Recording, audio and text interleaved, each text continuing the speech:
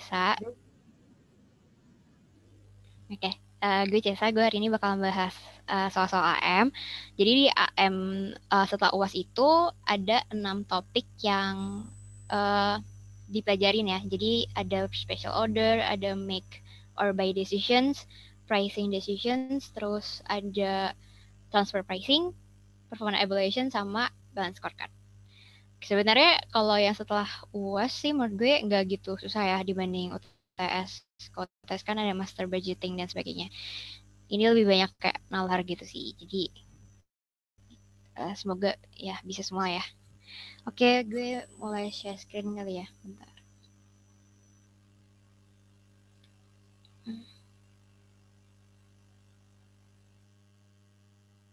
Oke, udah kelihatan belum layarnya? Udah, Kak. Oke.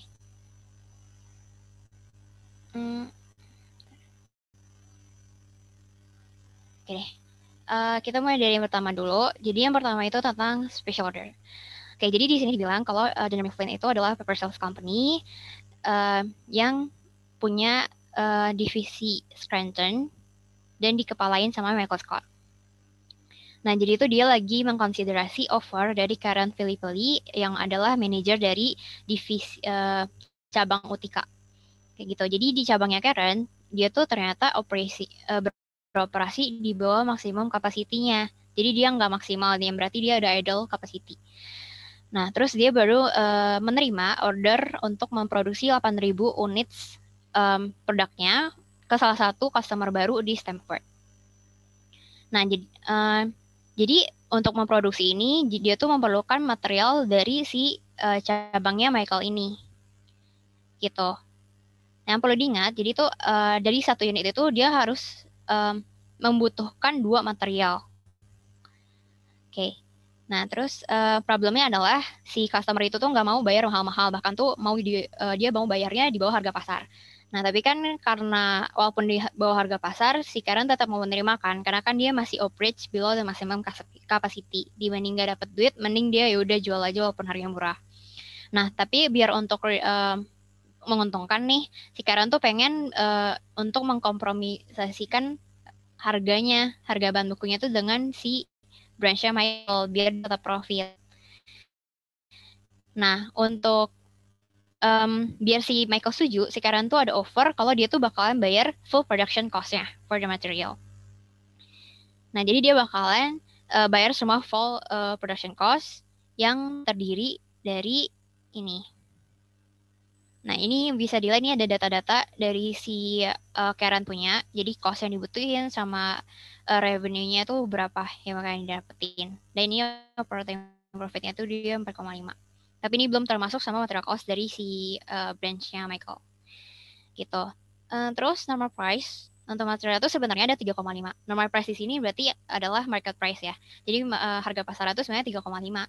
Nah, tapi karena full production cost si Michael itu cuma 2,8, yang terdiri dari 1,6 variable cost sama 1,2 fixed cost, si Karen itu bilang kalau misalnya 3,5 itu terlalu mahal, karena kalau mahal kan berarti dia nggak apa kan, rugi kan. Nah, terus si Michael kayak ya udah deh kalau kemahalan dia mau terima aja nih dengan harga 2,8 istilah gitu.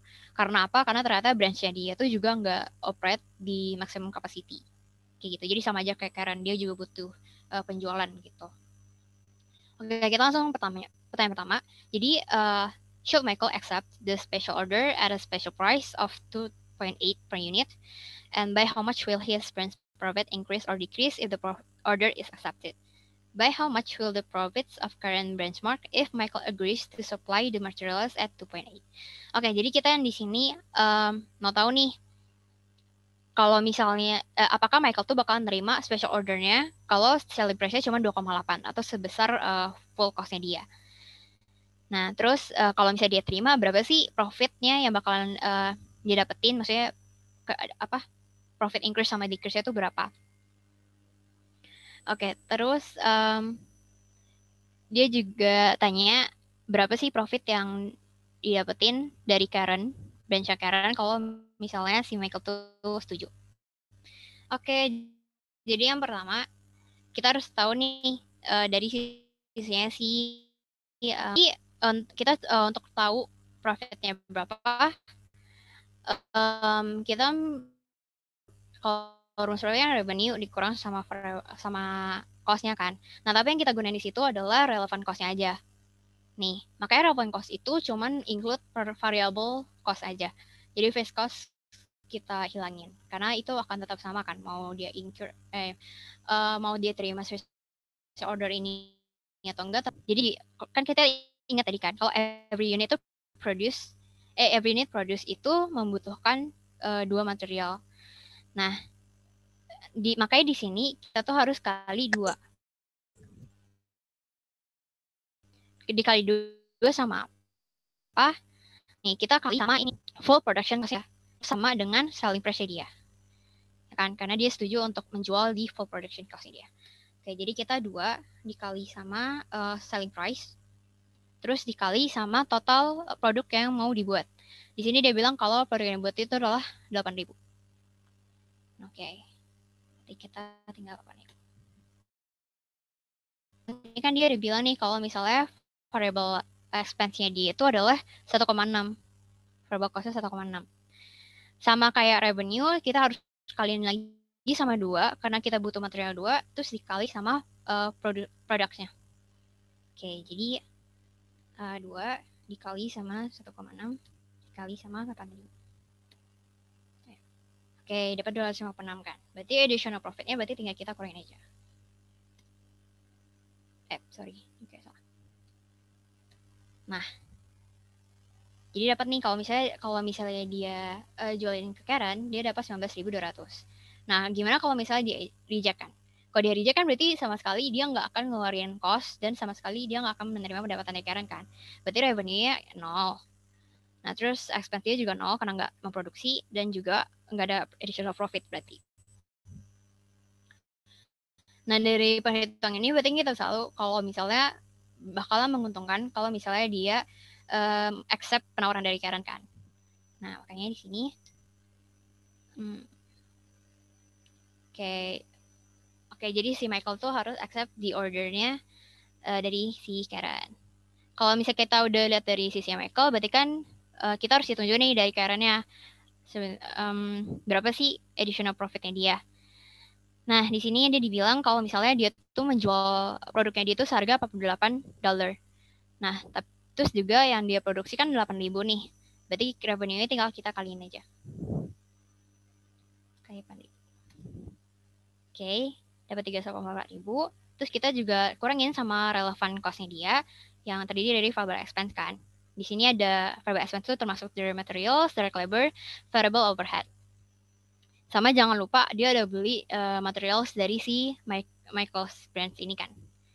Oke, jadi tinggal kita ini aja. Dari materialnya 26 dikali sama produk yang diproduksi itu 8.000. Nah, terus direct labor-nya itu 10 dikali 8.000. Variable overhead itu 3 dikali 8.000 sama material yang dari ini, dari si siapa? Michael. Nah, ini sebenarnya sama aja kayak revenue yang didapetin sama si Michael. Gitu. Karena revenue yang di sini maksudnya cuma didapetin dari si Karen kan.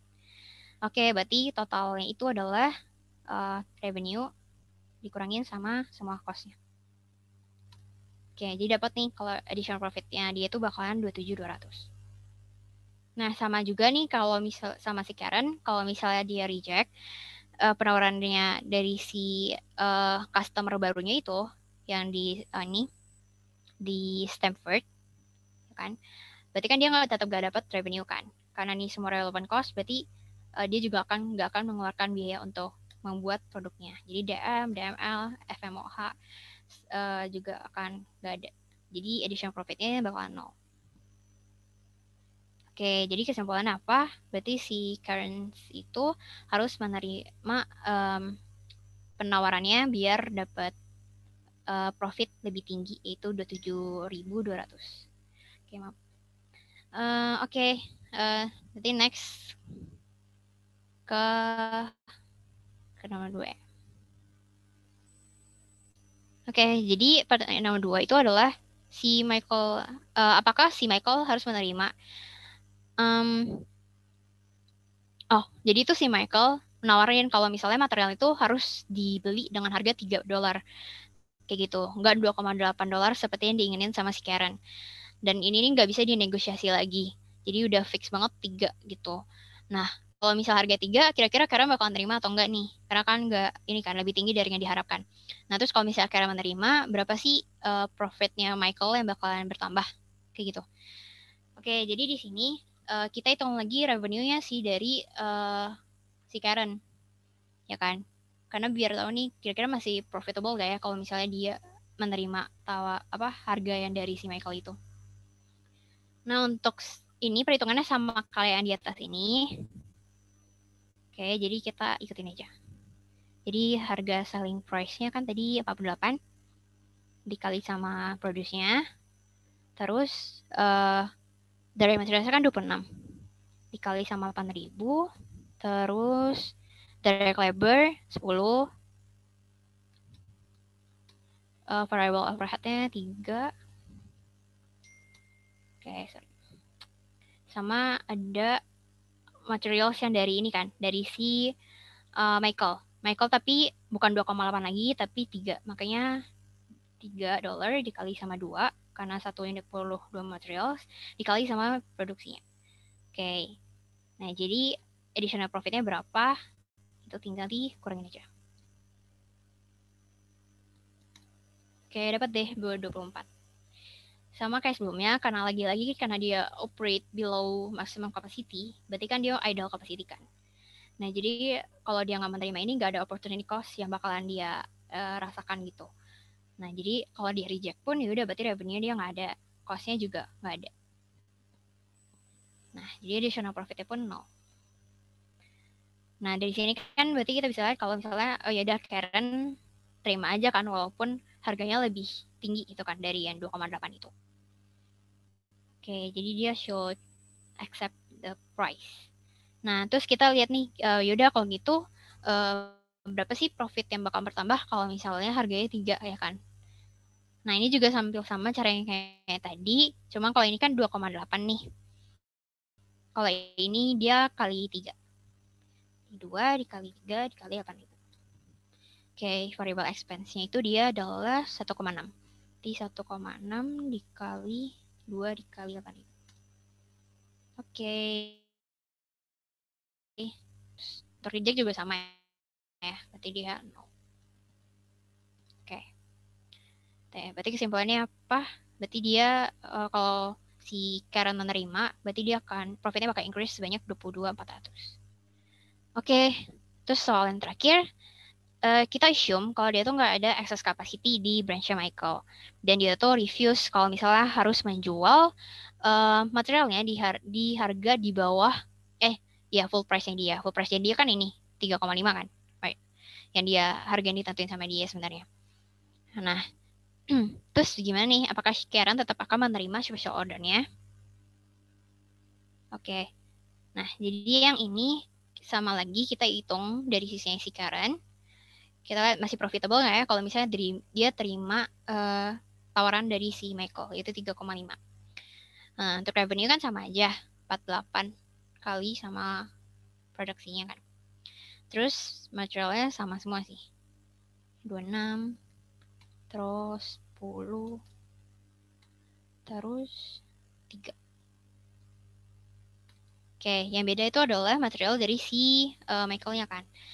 Nah, jadi 2 dikali sama 3,5. Gimana sih? Dikali sama 8.000.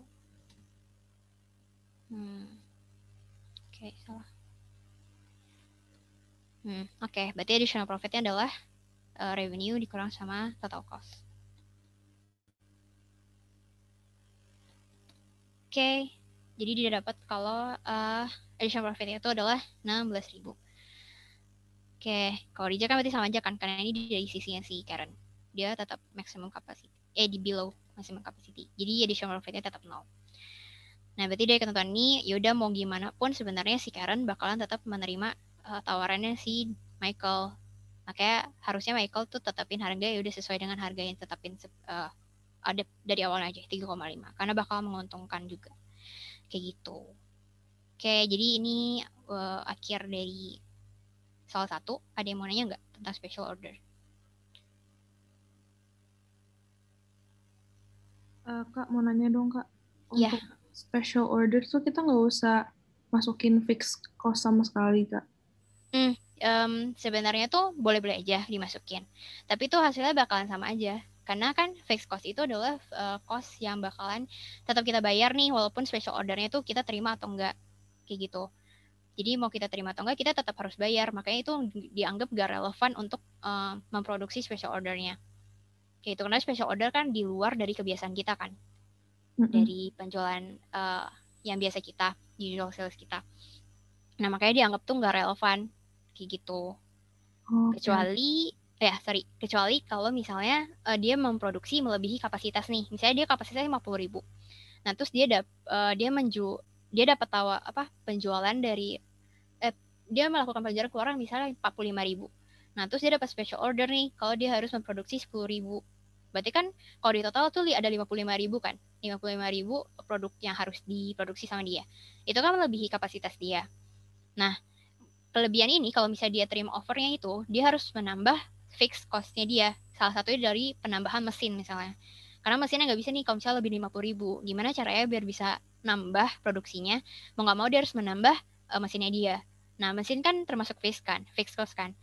Nah, that's why kalau misalnya lebih kapasitas, fixed cost itu bakal diperhitungkan. Tapi kalau enggak, ya udah nothing tulus gitu loh maksudnya, Oh, istilahnya. oke, oke. Thank you, Kak. Oke. Okay. Hmm. Ada lagi mau nanya?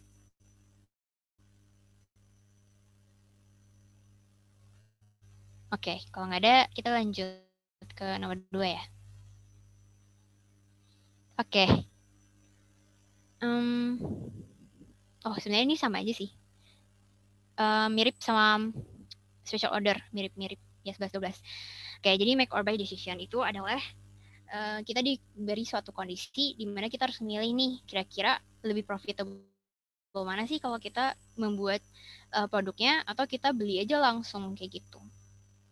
Nah, oke. Jadi di soal ini dibilang Kame Zuri adalah bukan seorang sih, toko perhiasan privat gitu. Nah, dia itu mempunyai dua workshop. Dia punya dua workshop, yaitu satu untuk produksi silver atau perak, satu lagi untuk produksi kalung emas. Nah, ini ada costnya cost produksi dia. Jadi kalau silver ada DMI 96, DL32, FMOH 10, FMOH 26. Totalnya 164. Begitupun juga gold.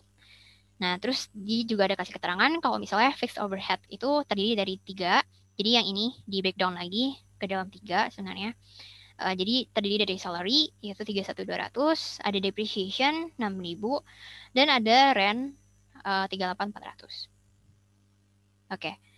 Nah, jadi dia tuh di local jewelry itu ada offer untuk supply nih kebutuhan dari si Clemens-nya ini. Nah, itu kalau untuk si silver $156, kalau untuk gold $240. Nah, tapi dia kasih syarat, dia tuh nggak bisa pilih salah satu aja yang dia pesan.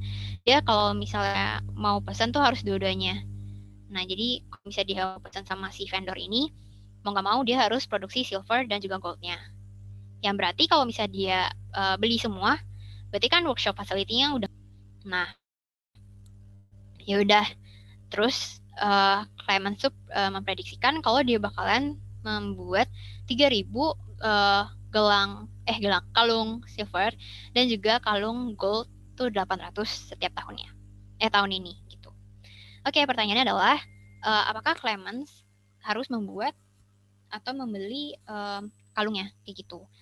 Nah, terus yang kedua tuh apa sih faktor-faktor kualitatifnya yang Clemens harus mengkonsiderasikan waktu dia memilih gitu untuk membeli kalungnya dari luar.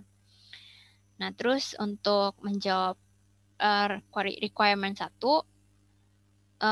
misalnya si workshopnya itu yang ternyata dipunyain sama Clemens. Jadi dia bukan sewa lagi. Jadi dia tetap harus mengeluarkan $38.400 setiap bulannya gitu. Karena dia termasuk depreciation expense. Bukan lagi rent fee itu. Nah, terus nomor 4, kalau misalnya si Clemens itu prediksikan dia bakalan membuat 4.000 kalung silver dan juga 600 kalung gold tahun ini. Nah, gimana nih? Apakah kita akan tetap membuat atau menjual atau membeli dari pihak lain? Gitu. Jadi sebenarnya sama aja sama nomor 1, cuman ini berubah kuantitinya yang dijual. Oke, kita langsung aja ke pertanyaan nomor 1. Oke. Nih, jadi pertanyaan nomor 1 itu adalah apakah Clemens harus membuat atau membeli kalungnya kayak gitu. Nah, gimana sih biar kita bisa tahu? Lagi-lagi kita harus gunain relevant cost. Yang berarti fixed cost itu nggak akan kita gunain di sini. Ya, kecuali ada tambahan yang tadi gue bilang kalau misalnya dia melebihi kapasitas dan sebagainya. Nah, yaudah berarti kita langsung buat aja ya. Ingat kan ya? Nah, di sini kalau kita make berarti berapa sih yang kita harus keluarin? Nah, kita harus ingat lagi sama produk yang kita mau buat. Jadi di sini kan kalau silver 3.000, kalau misalnya emas 800 kan. Ya udah di sini kita harus hitung semuanya. Nah, jadi kalau silver kan 96 nih. Dikali sama 3.158 yang harga yang gold ini. Biaya gold dikali sama 800. Oke, dapat ya 446.400. Dari lebarnya juga sama. 32 dikali sama 3.000 ditambah 32. Oh, sama ya itu. Kali 800. Oke, karena si variable overhead-nya juga sama nih, sama-sama 10, ya udah kita langsung aja. Berarti 10 dikali sama ini kan yang diproduksi 3.000 kan. Yang silver sama 800 yang gold. Jadi karena biayanya sama aja, kita jumlahin aja langsung ini. Jadi 3.000 tambah 800, 3.800. Oke.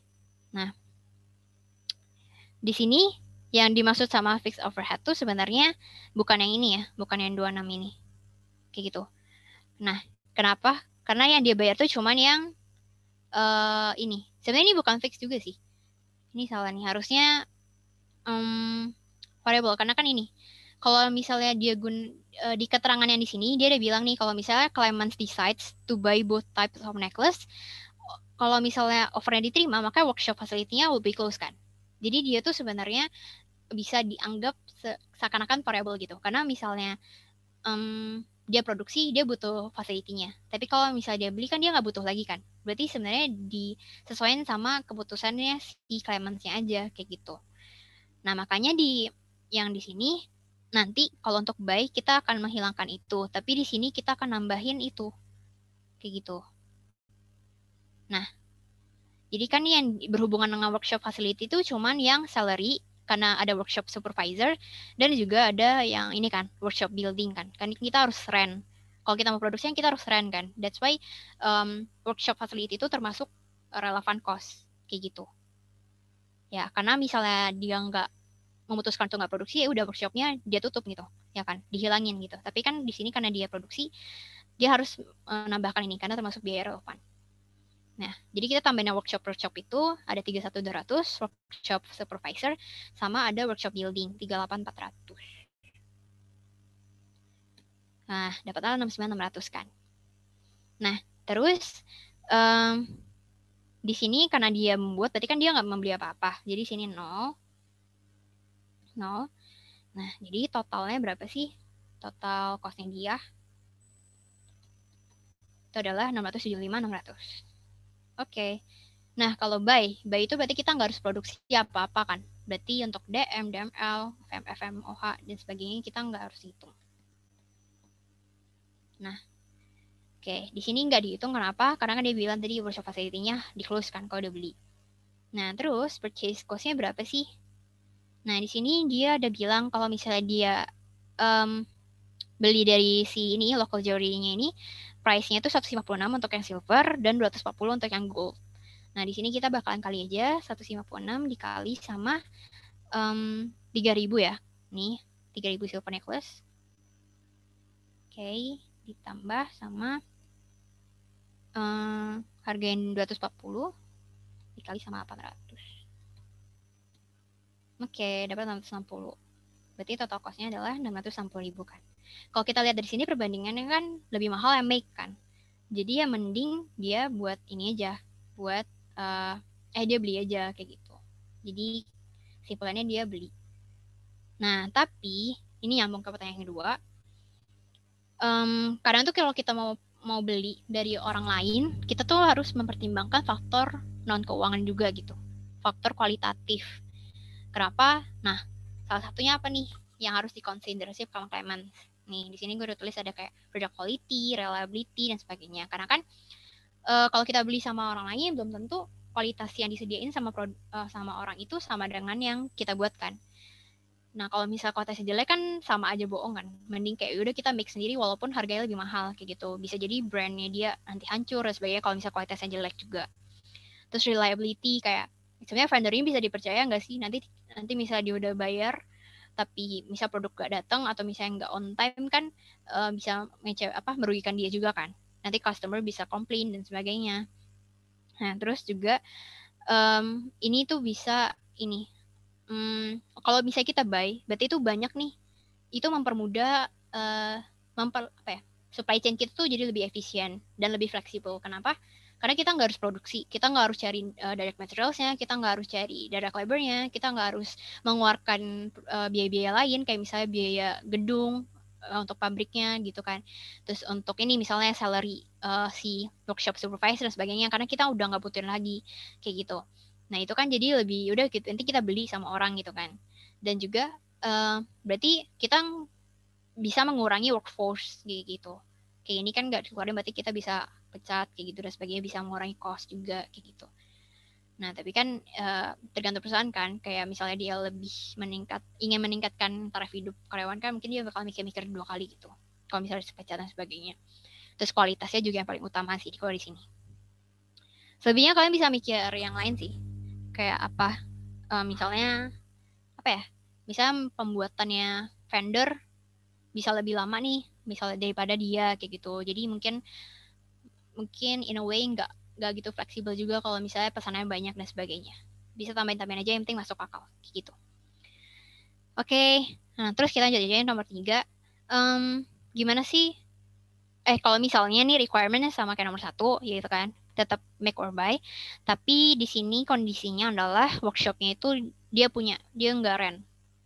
Nah, makanya kalau tadi kan gue bilang ini seakan-akan kayak variable cost, karena bisa ada dan tiada, terserah kalau ada produksi dia rent, kalau enggak yaudah dia berhenti gitu kan.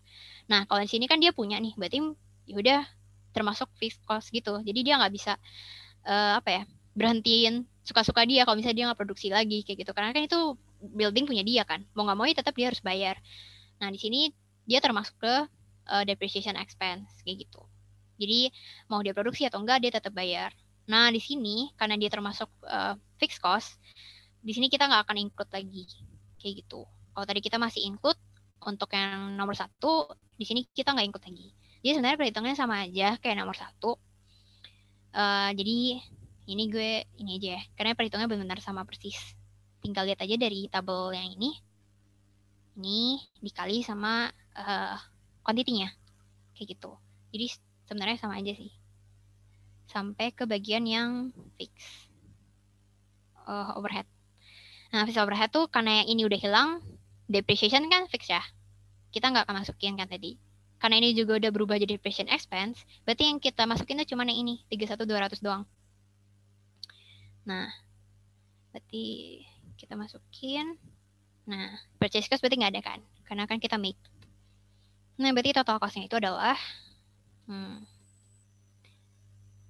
oke.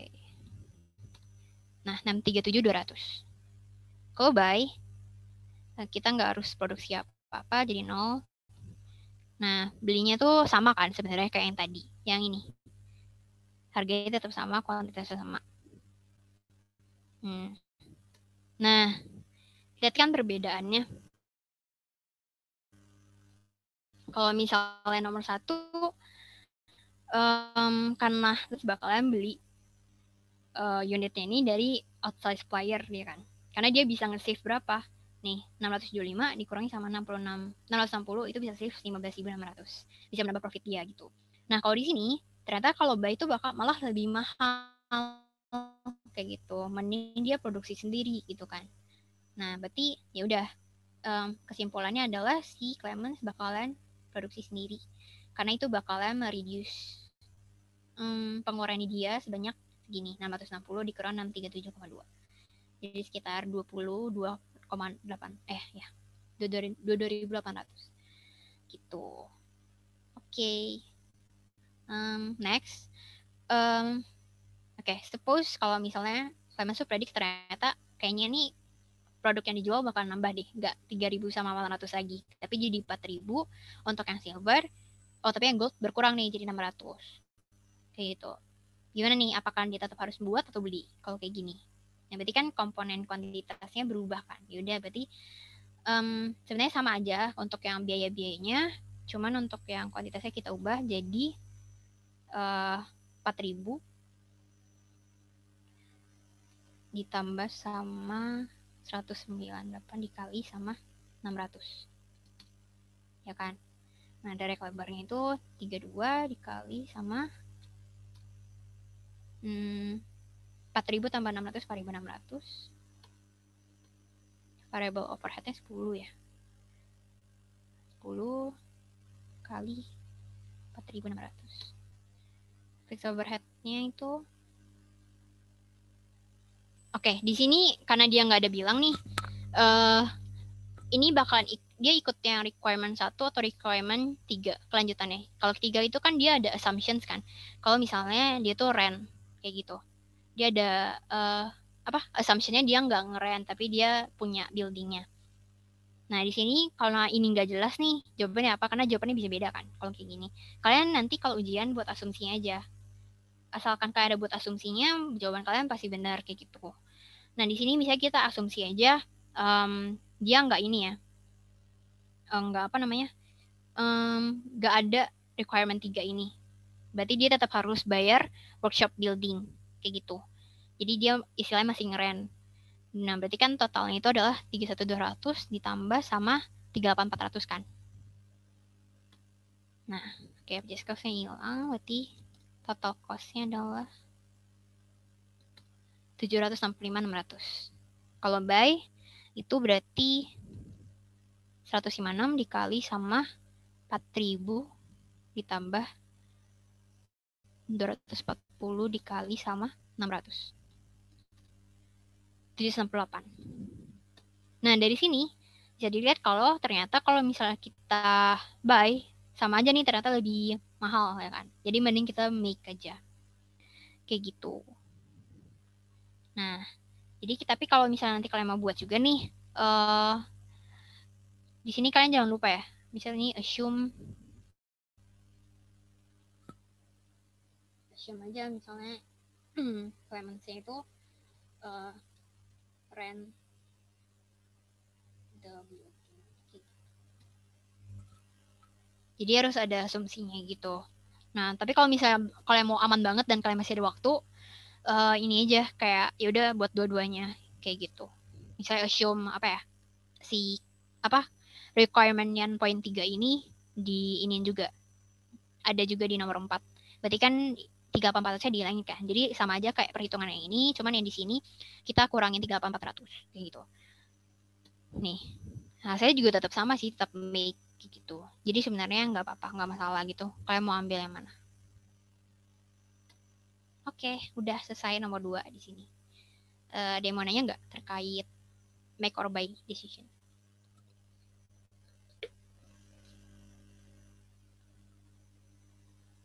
Kak, tadi yang buat nomor 1 itu jadi fixed overhead yang itu nggak dipakai ya, Kak? Yang 26 itu yang di atas nggak dipakai ya? Enggak, karena kan ini termasuk kan. Kalau gue bilang tadi kan fix nggak masuk. Nah, sama halnya kayak depreciation yang ini. Karena dia termasuk kayak fixed cost gitu loh, kayak ya udah equipment-nya kan lo nggak bisa ini kan. Kayak misal lo nggak produksi, lo buang atau gimana, nanti lo tetap harus ada expense-nya itu kan. Oke. Nah, itu. Nah, yang ini sih. Makanya gue bilang ini tetap masuk karena apa? Karena ada yang ini. Karena ada yang ini, pernyataan ini. Yang if the offer is accepted, the workshop facility will be closed. Kalau ini nggak ada, sebenarnya gak usah dimasukin. Kayak gitu aja sih sebenarnya. Oke, makasih Kak. Oke. Ada lagi nggak yang mau nanya?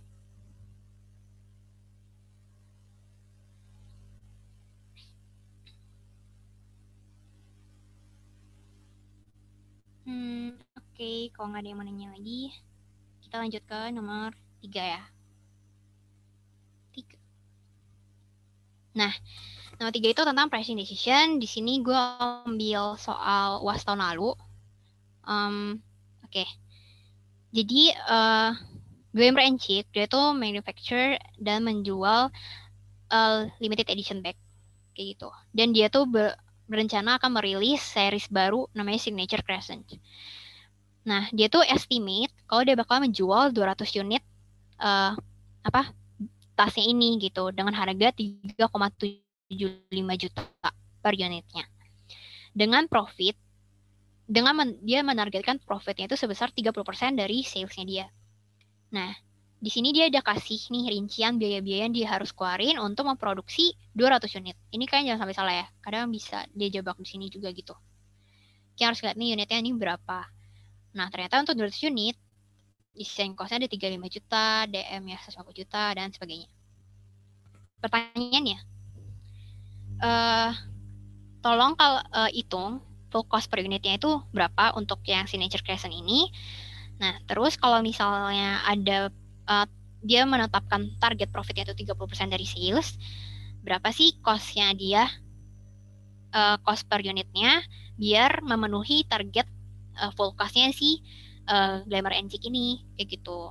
Jadi di sini kalau bisa target full cost-nya dia itu sesuai, kalau enggak lebih murah kayak gitu kan, karena ini cost kan, kalau bisa ya semurah-murahnya gitu kan, maksimal banget full cost-nya itu, targetnya itu.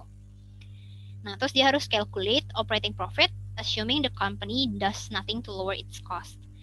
Nah, jadi dia disuruh hitung dulu nih operating profit itu berapa sih, kayak gitu, tapi komponen cost-nya tetap sama kayak gitu. Terus yang kedua, dia company itu mengkonsiderasi juga gimana ya, apakah kita harus mereplace aja nih raw materials-nya biar lebih murah. Nah, dan terbukti kalau misalnya dia replace, dia tuh bisa save 40% dari DM-nya dia. Jadi DM-nya dia tuh yang ini bisa berkurang 40%. Nah, terus karena lebih murah kan DM-nya, lebih mudah juga diproduksinya, diproses. Nah, yang membuat direct labor-nya itu juga menurun nih, 40% juga, sama kayak penurunan DM. Oke, dengan harga bahan baku yang lebih murah, harganya pun dia mau kurangin dari yang tadinya 3,75, dia kurangin jadi 2,75. Jadi kurangin 1 juta. Nah, dan alhasil salesnya pun diestimasikan meningkat gitu sebanyak 10%. Nah, terus dia pengen kita hitung nih perubahan ini yang dibuat sama Glamour & Chic itu dia tuh achieve gak sih target full cost-nya, kayak gitu. Nah, terus yang nomor 3, baru kita hitung lagi sebenarnya profit dia itu berapa sih kalau misalnya poin-poin nomor 2 ini di apa sih namanya, kita hitung gitu. Jadi harganya berubah, terus ada penurunan di cost-nya dan sebagainya, kayak gitu. Oke, kita mulai aja dari nomor yang 1. Nah, jadi di sini gue udah masukin data-datanya. Kayak total sales itu adalah 200 unit ya kan. Nih dia it cancel 200 units. Terus selling price-nya itu 3,75 juta. Terus ada target profit-nya 30%. Ingat 30% darinya sales, from sales. Terus juga ada biaya untuk 200 unit. Nih. Semua. Oke. Nomor 1. Dia suruh hitung full cost per unitnya. Full cost base itu gampang banget karena istilahnya yaudah lu masukin aja semua cost lu kayak gitu. Dari DM, DML, terus fix cost, terus kalau misalnya ada variable ya udah masukin. Jadi pokoknya semuanya deh yang lu masukin ke sini. Ya, oke. Jadi mulai aja. Nih, jadi kalau di sini kan DM-nya diketahuin kan. Kalau DM-nya tuh 150 juta. Tapi kita perlu ingat kalau kita tuh nyarinya full cost base per unit. Sedangkan di sini tetap baru 200 unit gitu kan, per 200 unit. Nah, makanya kita harus kurangin nih, bagi sama 200 unit untuk dapetin per unitnya kan. Ya udah, berarti di sini kita berarti hitung 150 juta dibagi sama 200. Tuh ini. Ya. Oke, terus DML-nya juga sama. Di sini 180 juta dibagi sama 200. Fixed overhead cost-nya juga sama. Ini gampang sih, tinggal bagi-bagi aja per unit ininya. Terus ini enggak ya. Bentar ya. Oke. Terus fixed marketing cost-nya juga sama. Tinggal kita bagi aja sama 200. Nah, terakhir design cost kan. Nah, didapat deh, ini adalah total untuk si per unitnya. Kita jumlahin semua. Dan dapat kalau ternyata cost untuk memproduksi satu bag itu tuh 2,675. Kayak gitu. Nah, sekarang kita mau lihat kan, dia tuh udah memenuhi target full cost-nya dia atau enggak sih? Kalau ini cost apa? Ini tuh actual cost. Jadi cost yang benar-benar dikeluarin untuk memproduksi bag-nya itu. Nah, di sini dia tuh harus sesuai kan sama target full cost-nya dia. Nah, ini gue close dulu deh. Oke, nih target full cost-nya dia itu dapat dicari dari mana? Target full cost, ingat banget itu tuh harus dicari dari target price-nya dia, dikurangi sama target profit-nya dia. Kayak gitu. Nah, di sini kan kita udah ketahuan kan, target price dia tuh berapa sih? Nah, target price itu adalah target yang di state di soal, yang ini, selling price. Jadi target dia, oke, gue mau jual harga segini nih. Nah, target profitnya tuh berapa? Di sini dia bilang 30%, tapi kan ini masih dalam 30% kan? Kalau misalkan yang ngasih soal, profit targetnya itu adalah 30% dari sales. Nah, makanya kita untuk cari target profitnya dia, kita harus kali sama sales. Nih, jadi yang ini 30% dikali sama salesnya dia. Ini. Kan. Nah, dapatlah 1125. Jadi profit dia tuh sebenarnya mau segitu. Nah, berarti kan kita tahu kan, berarti cost kita tuh harus berapa sih biar kita bisa achieve 1,125 juta ini. Nah, berarti kita tinggal kurangin aja. Oh, dapatlah ternyata 2625. Ya kan? Nah, terus kita lihat deh ke dalam bagan. Ternyata total full cost 2675 itu lebih gede nih dibanding target full cost. Nah, sedangkan seharusnya ideal itu adalah target total full cost tuh sama dengan target full cost atau total full cost-nya lebih kecil dari target full cost. Kayak gitu. Berarti kan dia lebih menghemat pengeluaran dia kan gitu. Lebih banyak profitnya juga. Nah, bisa disimpulkan ya berarti dia tuh nggak memenuhi target yang ditetapkan, yaitu harusnya 2,625 ini. Nah, berapa sih operating profit-nya? Dia kan disuruh itu kan calculate operating profit assuming the company does nothing. Nah, operating profit-nya itu kenapa tadi cat apa? Enggak Kak, Yaudah, karena kepotong maghrib, mungkin habis problem ini break dulu 10 menit untuk sholat. Oh iya boleh. Oke, kalau nggak ini aja soal satu ini kali ya. Iya boleh. Oke. Boleh. Oke, jadi ini operating profit per unit kan berarti sama dengan price dikurang cost kan, kayak yang tadi. Karena kita udah tahu target price-nya itu 3,75, terus full cost-nya itu yang ini 2,675. Nah, berarti hasilnya itu berapa sih? Nih. Hasilnya itu ternyata adalah 1.075. Nah, berarti total operating profit-nya itu berapa? Ingat kalau ini kan masih per unit. Nah, makanya di sini kita tetap harus kali sama 200 unit karena kan itu jumlah unit sold-nya dia kan. Ya udah berarti 1.075 dikali sama 200. Ya. Gitu. Jadi dapatlah si 215 juta ini. Oke deh, kita sampai sini dulu ya. Nanti kita istirahat dulu 10 menit terus nanti lanjut lagi.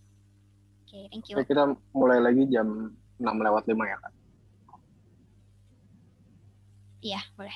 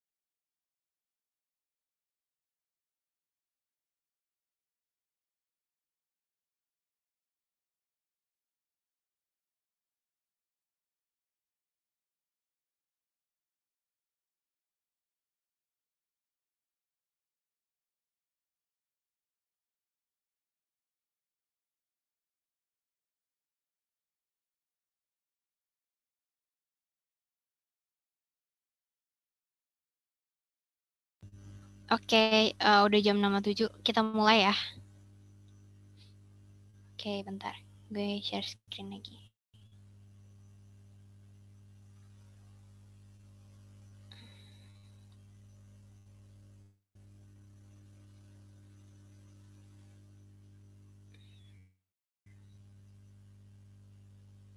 Oke, udah kelihatan lagi belum? Layarnya. Udah, Kak. Soal yang kedua. Oke, jadi soal yang kedua itu dia bilang kalau jadi dia pengen ubah raw materials-nya jadi lebih murah. Jadi dia bisa save 40% direct raw material sama dia bisa save 40% direct labor cost. Nah, terus dengan harga yang murah dia juga dia bisa ngurangin harga dia jadi 2,75 juta. Terus bisa increase sales dia sebanyak 10%. Oke, jadi di sini kita tahu kalau decrease in DM-nya itu bisa 40%, decrease in DML 40%, new price-nya 2,75, estimated increase in sales quantity-nya 10%, sama new quantity-nya berarti berapa? Karena kita naik 10%, awalnya kan 200 kan, yang ini. Nih, yang ini, karena bertambah sebanyak 10%, berarti kita untuk cari new quantity adalah 110% dikali sama 200. Gitu, jadi nanti dapat 220. Oke, ini sama aja kayak yang tadi kita bakalan nyari kayak full cost base-nya, sama kita cari dulu nih full cost-nya dia tuh, target full cost-nya dia tuh berapa, terus biar tahu nih achieve atau enggaknya, kayak gitu. Oke, target price-nya tadi kan di soal dia ngurangin kan, jadi 2,75, berarti target price-nya itu 2,75 juta. Nah, target profit-nya dia, karena nggak dikasih keterangan lebih lanjut, kita anggapin aja kalau target profitnya dia tuh 30% ya. Oke, jadi 30% dikali sama target price-nya dia. Nah, jadi menurun nih target profitnya dia, gitu. Nah, berarti berapa sih target full cost-nya? Sama kayak tadi, kita kurangin aja. Oke, jadi dapatlah kalau misalnya target full cost-nya dia itu adalah 1,925 juta. Oke, terus kita udah tahu nih targetnya, tapi kan kita belum tahu kan full cost-nya dia itu berapa sih. Nah, DM di sini kan udah tahu nih 150 juta kan. Tapi kan harus ingat, kalau ini kan tadi 200 unit. Sedangkan kita tuh berubah nih unitnya, jadi 220. Nah, berarti gimana sih caranya biar apa ya? Biar kita bisa tahu full cost base DM per unitnya itu berapa dengan penurunan 40% dan untuk 220 unit ini. Nah, yaudah berarti kan di sini gampang aja kan. Berarti tinggal 150 juta ini. 150 juta. Untuk cari per unitnya, kita bisa langsung ini. Bentar.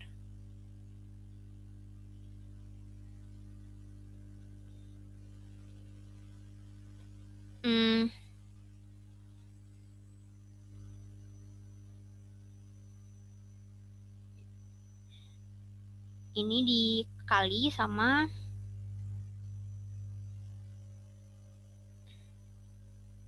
nih, sama DM ini. Ya kan? Karena dia penurunan 40%, berarti kan DM yang seharusnya sekarang itu adalah 60% aja kan? Nah, berarti kita 1 dikurang sama 40%. Ini. Nah, terus kita dibagi sama berapa? Dibaginya sama yang ini, sama new quantity-nya. Kayak gitu. Nah, udah dapat kan?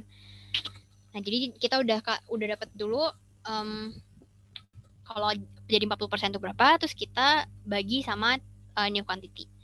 Oke, DML pun juga kayak gitu. DML kan dia 180 juta kan. Oke, kita kali sama penurunan dia. Penurunan dia kan 40%. Jadi kita cuma cost-nya jadi tinggal 60%. Nah, terus dibagi sama new quantity juga. Gitu, udah dapat DML-nya. FOH juga sama ya. Tapi kan FOH di sini nggak ada decrease decrease kan. Dia cuma bilang kalau kuantitinya dia berubah. Jadi sebenarnya berapa nih per unitnya, jadi tinggal bagi aja. Jadi fixed overhead cost. Oke. Fixed overhead cost, sorry. Overhead cost dibagi sama nih new quantity. Oke. Nah, fixed marketing cost-nya berapa? Ini dibagi sama new quantity. Oke, design cost-nya juga sama ya. 35 bagi quantity. Oke, jadi total cost-nya itu adalah sum dari ini. Total semua cost-nya. Nah, dapatlah 1831818. Nah, kalau misalnya kita lihat, berarti kita dapat nih actual cost-nya ternyata segini. Sedangkan target full cost-nya 1,925 kan. Nah, berarti kita bisa lihat kalau ternyata actual cost-nya itu lebih rendah nih dibanding target full cost-nya dia. Berarti itu menandakan kalau dia tuh udah memenuhi target. Bahkan dia bisa dapat cost yang lebih rendah dari yang dia targetkan. Kayak gitu. Nah, oke, jadi kesimpulannya nih, dengan melakukan perubahan bahan baku, target full cost-nya itu telah tercapai yang 1,925 juta ini karena adanya estimasi biaya yang lebih murah dari target ini. Kayak gitu. Jadi untuk menjawab yang will Glamour and Chic achieve the target full cost per unit, jawabannya adalah iya. Gitu, dia achieve. Gitu ya. Oke, next yang ketiga, kita calculate nih operating profit-nya tuh berapa sih dengan kondisi yang di poin 2 tadi. Jadi kalau ini gampang aja sih, tinggal kita cari sebenarnya operating profit dia tuh berapa sih, kayak gitu. Karena dia ada perubahan quantity dan ada perubahan price, berarti revenue dia juga berubah kan. Dari yang dari awalnya price-nya dia itu ada 3,75, kita ganti jadi 2,75. Jadi 2,75 dikali sama new quantity dia, 220. Oke, dapatlah 650 juta. Nah, terus cost-nya itu dari mana sih? Nah, cost-nya itu adalah actual cost ya. Jadi actual cost yang ini, 1,831 ini, kita kali sama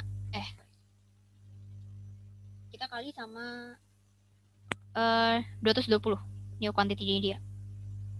Karena kita operating profit itu berarti keseluruhan, bukan per unit. Nah, jadi profitnya adalah in revenue dikurang sama cost. Udah, dapetnya 202 juta. Kayak gitu. Gampang aja sih. Tinggal dikali sama quantity dia tuh sekarang berapa. Kayak gitu sekarang. Udah selesai sih nomor problem 3. Ada yang mau nanya nggak?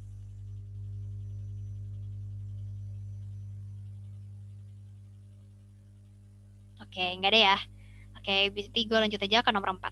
Nomor 4 itu adalah transfer pricing. Nah, jadi di sini ada Smell & Co. Dia tuh produce parfum lavender. Jadi minyak wangi lah.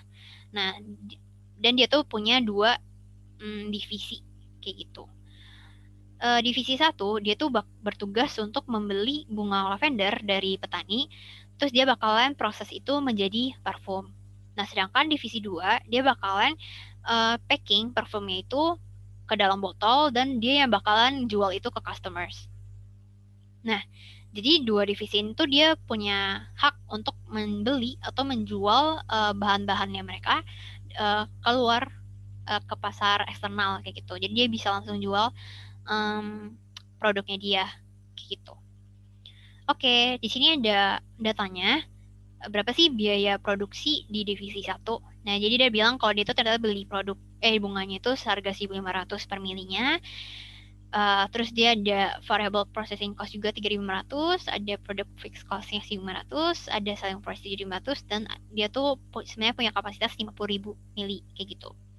Nah, terus saya bilang kalau di coming period, divisi 1 tuh dia berencana untuk menjual 35.000 mililiternya parfumnya ke pasar eksternal kayak gitu. Nah, terus divisi 2 tuh dia tuh membutuhkan 50 mili fragrance untuk bisa hasilin 1 botol, karena 1 botol tuh dia juga 50 mili kayak gitu. Nah, dia bilang kalau variable cost untuk satu botol itu adalah Rp20.000 dan fixed cost-nya itu adalah Rp12.000. Divisi 2, dia tuh bakal menjual final product-nya itu ke customers dengan value Rp450.000 per bottle-nya. Gitu. Nah, terus divisi 2 tuh dia berencana nih untuk membeli 15.000 ml perfume-nya itu dari divisi 1. Gunanya apa? Gunanya biar dia bisa menghasilkan 300 bottles of perfume gitu kan. Karena kan 15.000 dibagi 50, 300 kan. Oke, terus mereka tuh diskusi nih karena mereka satu perusahaan, jadi mereka mau kompromisasi lah harga transfernya tuh gimana. Alternatif pertama, divisi 1 tuh dia mau menjual parfumnya ke divisi 2 sesuai dengan harga market. Jadi dia bakalan jual ya udah sama aja 7.500 kayak gitu.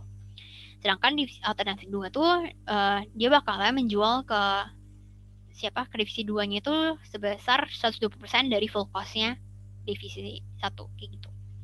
Pertanyaannya adalah untuk setiap alternatif tentukan profit and loss dari setiap divisinya kayak gitu. Terus yang kedua, dari dua alternatif itu yang mana sih yang mencapai gold congruence? Dan yang ketiga tuh berapa sih maksimum dan minimum transfer price-nya? Jadi internal transfers-nya itu occur kayak gitu. Terus kalau misalnya divisi 1 ternyata nggak punya access capacity, berapa nih minimum sama maksimum transfer price-nya? Oke, kita mulai aja langsung. Oke. Di sini udah memasukin data-datanya, jadi 1.500, 3.500, 500, 7.500. Oke.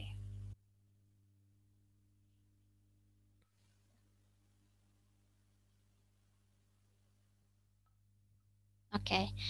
Nah, jadi kan dia ada dua alternatif nih. Kalau dia tuh bakal menjual sesuai harga pasar atau sebesar 120% dari full cost-nya. Jadi kita masukin aja sini ada market price, ada 120% dari full cost. Yang pertama kita cari dulu dari divisi 1 kan. Lagi-lagi kita cari operating income-nya itu berapa sih? Jadi kan untuk cari operating income kita harus cari nih revenue-nya berapa sama total cost-nya berapa. Untuk revenue, revenue itu berarti kan harga jualnya kita dengan harga yang bakalan dengan produk yang mau dibelikan. Di sini kita anggap karena ini adalah transfer price, berarti semua revenue-nya kita buat dalam yang internal aja ya. Jadi yang divisi 1 jual ke divisi kedua, kayak gitu. Di soal dibilang kalau misalnya divisi 2 tuh berencana untuk membeli 15.000 perfume dari divisi 1. Yang berarti divisi 1 itu berarti akan menjual 15.000 ya parfumnya ke divisi 2 kan. Makanya revenue di sini itu adalah 15.000 mili. Ya, ini bukan. Oke. Berarti 15.000 nih yang transfer dikali sama harga jualnya. Harga jualnya di sini dia bilang 7.500. Sesuai dengan market price. Oke. Oke, jadi udah nih dapat segini. Terus yang variable cost-nya tuh berapa? Variable cost-nya di sini 3.500 kan. Sama lagi karena yang dia transfer itu 15.000, berarti kita sama aja kali 15.000 juga. Jadi variable cost dikali sama ingat variable cost di sini tuh termasuk variable manufacturing cost, DM, DML gitu-gitu kan.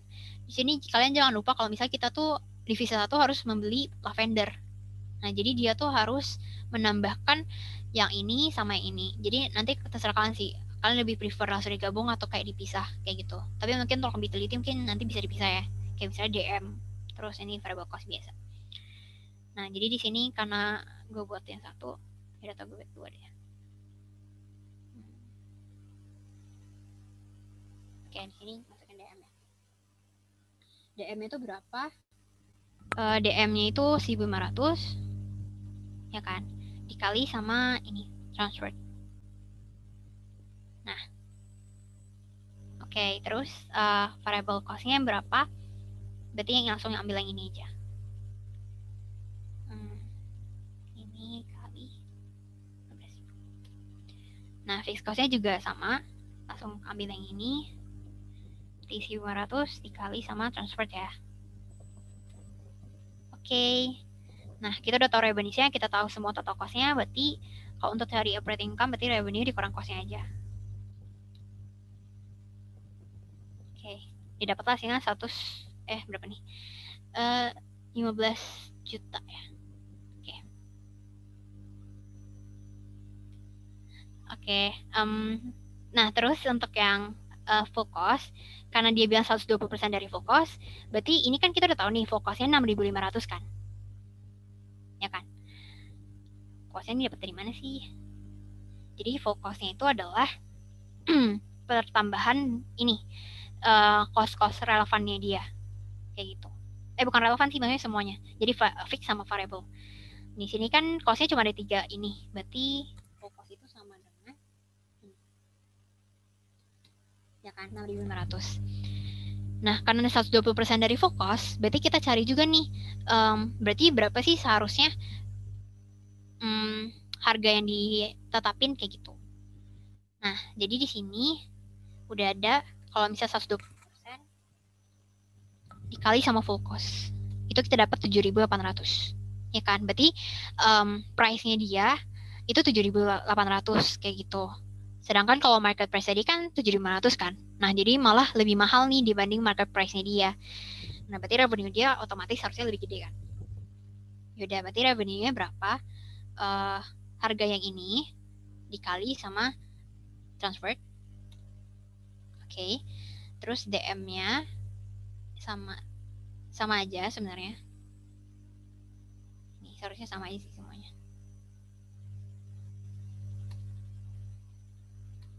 Oke.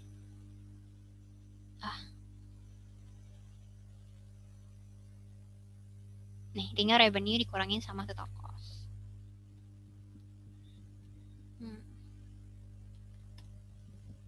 Oke, ternyata dapatlah ternyata 19 rupiah ya ini.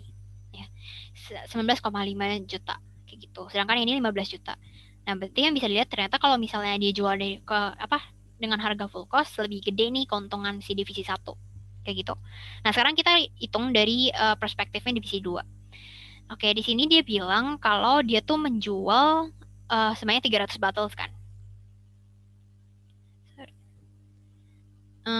300 bottles, terus harganya itu ini, harga satu botolnya itu adalah 450.000 rupiah. Nah, berarti revenue-nya berarti kita tinggal kali aja kan. 450.000 dikali sama 300. Ya, dapatlah ini 135 juta. Nah, terus karena untuk revenue sama aja mau market price atau ini, karena kan harga market price sama ini kan maksudnya untuk yang ini kan transfernya aja kan, transfer cost yang ini. Nah, transfer in cost ini gampang, tinggal masukin aja nih dari total cost-nya dari si divisi 1 yang tadi. Total revenue. Karena kan revenue divisi 1 didapetin dari divisi 2 kan. Jadi anggapannya biaya yang dikeluarin divisi 2 itu adalah sama dengan pendapatan yang diterima sama divisi 1. Oke. Nanti di sini adalah ini. Nah, untuk variable cost soalnya dikasih tahu kalau misalnya variable cost-nya dia itu adalah 20.000. Nah, sedangkan fixed cost-nya ada 12.000. Yaudah, lagi-lagi kita kali lagi sama 300. Berarti 20.000 kali 300. Oke, ini 12.000 kali 300. Oke, untuk yang ini sama aja. Sama kayak sebelahnya. Nah, operating income-nya berapa sih? Berarti tinggal kita kurangin aja revenue sama total cost.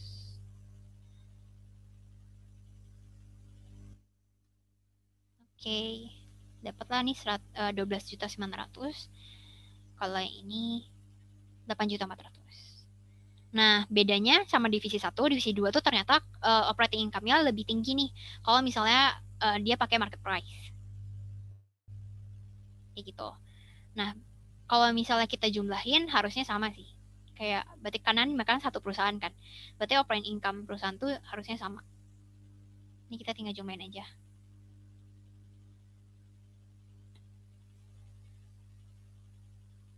Oke. Dapat ya 27,9 juta. Oke. Nah, oke, jadi yang untuk ini tadi sekalian menjawab yang nomor 2, yang explain which transfer price will achieve goal congruence for both divisions.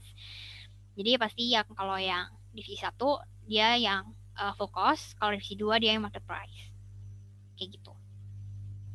Oke. Kita yang ketiga, kita cari maksimum sama minimum transfer price-nya. Jadi kalau misalnya jadi yang pertama, kondisi pertama, si divisi 1 itu dia ada ideal capacity, ya kan?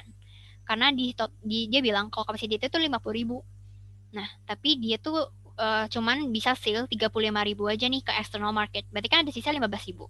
Nah, pas banget 15.000-nya itu mau dibeli nih sama divisi 2. Jadi kan seakan-akan sebenarnya dia ada ideal capacity gitu kan. Nah, makanya di sini kita bakal nyari nih, kira-kira berapa sih minimum price yang bakal ditetapin sama si divisi 1 kalau misalnya dia tuh ideal capacity. Nah, nanti yang kedua baru kita cari, kalau misalnya ternyata 50.000 capacity dia, itu berhasil terjual semua ke pasar eksternal. Nah, berapa lagi minimum sama maximum transfer price-nya? Bakalan beda lagi. Nah, kalian yang harus kalian ingat, kalau misalnya ideal capacity itu, minimum transfer price-nya itu adalah incremental cost dari divisi 1. Ingat ya. Nah, sedangkan kalau misalnya nggak ada ideal capacity atau dia tuh berhasil menjual seluruh kapasitasnya, minimum transfer price-nya itu adalah incremental cost ditambah sama opportunity cost. Nah, kenapa sih beda? Nah, karena kalau misalnya ideal capacity, berarti kan kita sebenarnya nothing tulus kan? Maksudnya kita nggak ada harus mengorbankan apapun gitu, nggak harus mengorbankan penjualan kita ke pihak lain kayak gitu, karena kita ada ideal capacity nih kayak gitu. Nah, makanya kalau ideal capacity itu tuh nggak ada opportunity cost. Sedangkan kalau kita no ideal capacity, kita ada opportunity cost nih harus kita perhitungkan kayak gitu. Karena kan berapa sih sebenarnya keuntungan yang seharusnya kita dapat tapi hilang gara-gara kita menjualnya ke ke divisi 2 gitu misalnya. Nah, untuk cari incremental cost, berarti kita tinggal hitung aja nih cost-costnya dia itu berapa. Nah, incremental cost itu kan berarti tinggal kayak DM ditambah DL gitu-gitu kan. Ingat ya, variable aja. Kalau incremental. Nah, berarti kan minimum transfer price-nya itu adalah yang ini kan. Lavender, DM-nya ditambah sama variable cost. Nah, jadi dia sebenarnya boleh aja nih kalau misalnya divisi 2 mau belinya 5.000 kayak gitu. Gak harus yang kayak tadi 7.500 atau 7.800 kayak gitu. Nah, sedangkan maksimumnya berapa? Kalau maksimum kalian ingat maksimum tuh harus sama kayak market price. Kenapa? Jadi tuh market price kayak limit atasnya gitu. Kalian nggak mungkin menjual di atas market price. Karena kan kalau misalnya di atas market price, anggapannya ya nggak akan ada orang yang mau beli gitu kan. Adanya malah dia bakalan rugi gitu. Mending yaudah sama aja dengan market price biar salesnya nggak turun. Kayak gitu. Jadi mau kondisi apapun maximum transfer price itu bakalan sama dengan market price. Nah, market price kan diketahui di soal kan. Kalau market price itu adalah 7.500 nih. Tuh. Sama dengan selling price to external market. Nah, jadi di sini 7.500. Oke. Nah. Nih, kalau misalnya harga lebih 7.500, divisi 2 tuh bakalan beli dari ya udah pasar aja, ngapain beli perusahaan di divisi 1 gitu kan, karena mahal gitu. Nah, terus kalau misalnya no ideal capacity, kita tuh harus hitung opportunity cost sama incremental cost. Opportunity cost itu adalah di sini anggapannya keuntungan yang harusnya kita dapetin kalau misalnya kita jualin ke pihak lain tapi kita tolak karena kita mau bantuin divisi 2 gitu. Nah, di sini berarti sama dengan selling price yang ini. Selling price-nya dia dikurangin sama ini cost-costnya dia gitu kan. Jadi revenue dikurangin cost. Incremental cost aja ya. Nah, dapatnya 2.500. Nah, incremental cost-nya sama nih sama yang ini. 5.000. Nah, berarti minimum transfer price-nya itu adalah ini ditambah sama 5.000. Jadi 7.500. Sebenarnya kalau kita hitung itu ternyata sama kan, sama market price. Karena maximum transfer price-nya juga sama dengan market price, yaitu 7.500. Nah, jadi kalau no ideal capacity, si divisi 1 tuh pasti jualnya dalam harga 7.500 ini. Gak mungkin kurang, gak mungkin lebih. Karena kalau misalnya kurang berarti dia rugi. Kalau misalnya melebihi 7.500 berarti dia juga bakal rugi karena dia mau beli. Kayak gitu. Oke, untuk problem 4 selesai. Ada yang mau nanya tentang transfer pricing?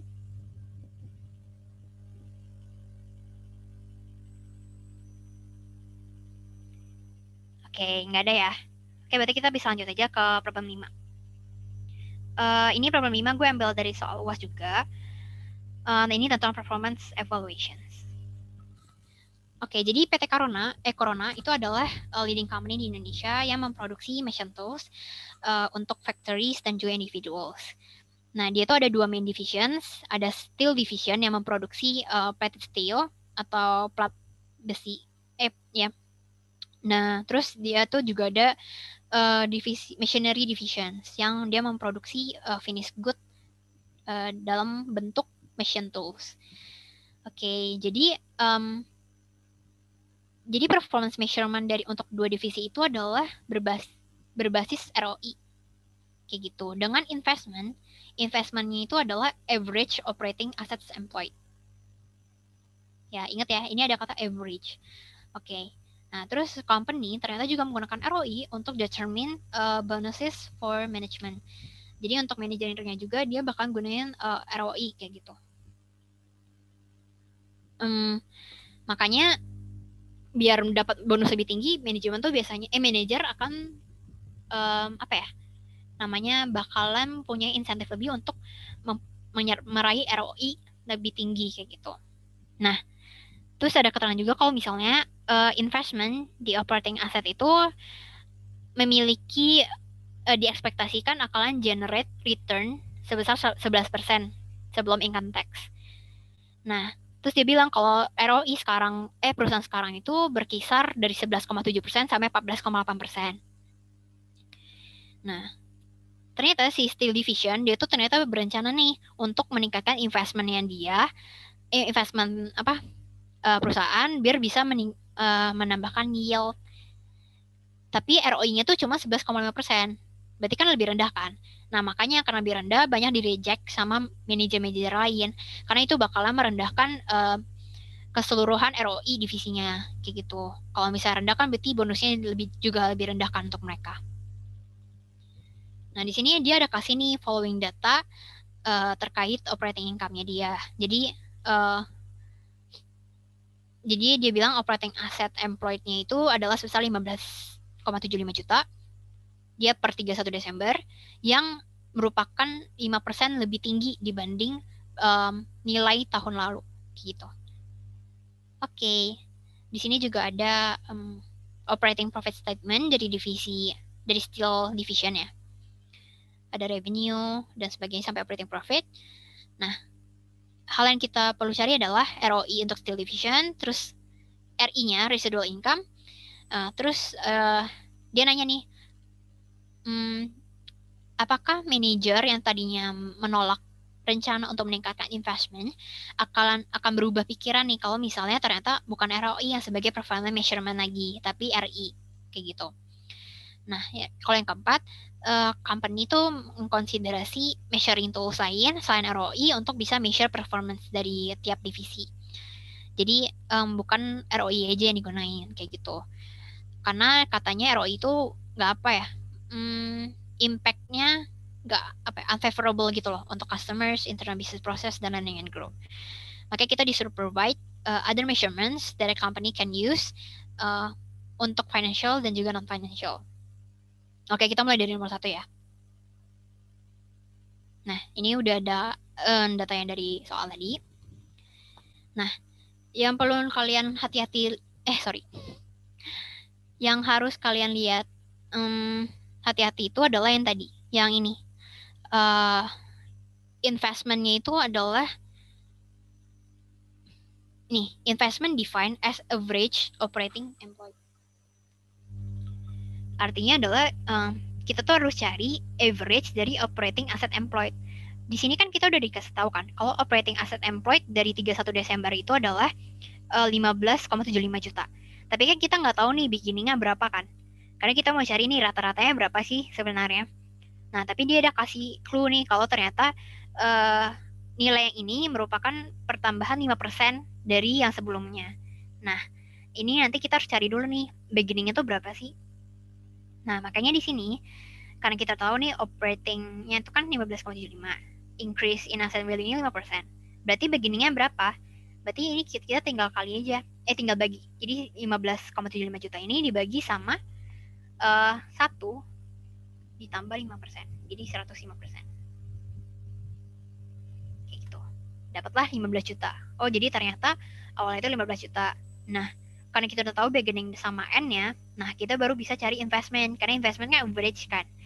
Yaudah, jadi 15 juta ditambah sama ini, dibagi sama 2. Dapat deh, average-nya 15,375. Kalau udah dapat ini, kita nanti bisa cari ROI, bisa cari RI, dan sebagainya. Oke, yang pertama, kita kan tadi suruh cari RI kan, ROI kan. ROI itu adalah income per operating income bagi investment. Karena return on investment kan. Ingat aja kalau return itu berarti pasti berhubungan dengan operating income, karena berapa sih pertambahan profit yang bisa kita dapetin gitu loh, istilahnya return itu. Nah, terus karena return on investment, berarti pembaginya juga investment, kayak gitu. Ingat gampangnya gitu aja sih. Gitu juga untuk ROE gitu kan. ROE itu berarti ya operating income dibagi sama equity, karena kan return on equity kayak gitu. Oke, ini kita udah tahu ROI rumusnya berapa, berarti kita tinggal masukin aja nih angka-angkanya. Operating profit tuh udah dapetin kan dari tabel yang disediain di soal 1845. Yaudah, kita tinggal bagi sama investment yang tadi kita udah hitung, yang average operating assets employed. Nah, ternyata kita dapat 12%, kayak gitu. Untuk RI juga sama aja, ikutin rumus aja. Kalau RI itu dia bukan dibagi investmentnya, tapi dia bakalan dikali sama required rate of return. Jadi berapa sih returnnya, terus bakalan dikurangin sama operating income, kayak gitu.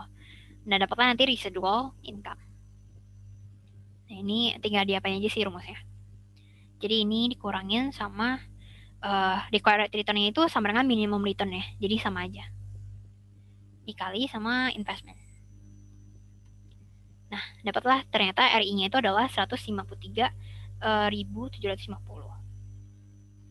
Oke, terus yang nomor 3, dia bilang kan, kalau misalnya bukan ROI lagi yang jadi performance measurement tool-nya, tapi RI, apakah manajer bakalan berubah pikiran? Nah, kalau kalian lihat kan di sini kan dia plus kan, positif kan hasilnya. Yang berarti operating income lebih tinggi nih dibanding investmentnya dia, kayak gitu. Berarti menguntungkan kan untuk dia. Nah, makanya kalau misal hasilnya positif, itu tuh berarti menguntungkan nih untuk perusahaan, kayak gitu. Jadi walaupun ROI-nya turun, yaitu sebesar 11,5% ini, tapi dia tuh punya RI yang positif. Makanya kalau misalnya diubah performance measurement tool-nya jadi RI, makanya manajer tuh bakalan setuju aja kayak gitu. Bakal setuju dengan investment ini. Oke. Nah, ya kan, jadi manajer akan menyetujui rencana jika alat ukur yang digunakan adalah residual income karena RI bernilai positif. Dan ROI itu sebenarnya nggak selalu melambangkan kinerja yang baik, kayak gitu. Oke, yang nomor 4, dia ini mau kita untuk buat kayak balance scorecard gitu sih. Kayak misalnya measurement tool-nya tuh apa aja sih yang harus kita adain kayak gitu. Yang harus kita gunain. Jadi kita nggak bisa berpaku sama satu measurement aja. Karena kan proses bisnis tuh kompleks kan. Nggak cuma tentang financial aja, tapi ada non-financial juga. Nah, itulah yang terdiri dari financial, customers, internal business processes, sama learning and growth. Kayak gitu. Nah, kalau misalnya financial, ya udah kita bisa cari pakai EVA, ya kan, economic value added, terus bisa pakai ROE, terus kita bisa pakai RI gitu, selain ROI ya. Nah, sedangkan kalau misalnya non financial, kita bisa nih kalau dari sisi perspektifnya customers, kita bisa gunain measurement customers satisfaction index, ya kan, biar kita tahu sebenarnya tuh customer tuh udah puas gak sih sama kualitas produk kita gitu. Apa dia puas gak sih sama pelayanan kita, kayak gitu-gitu.